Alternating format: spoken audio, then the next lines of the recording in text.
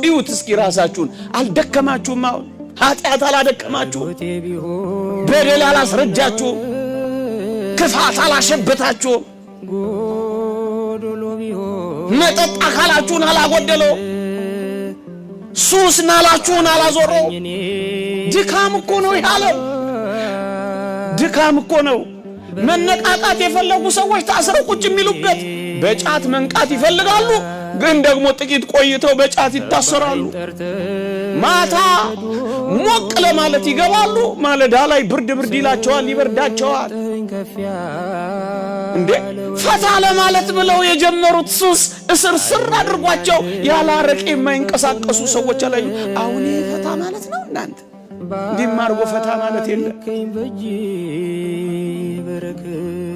ከዚህ በላይ መታሰር አለ ደከምን አረጀ የዓለም ድካም ነው አለው ያጌጠብን መሰለ እንጂ እኮ አልቀና ሰውነት እየቀነስን ሄደና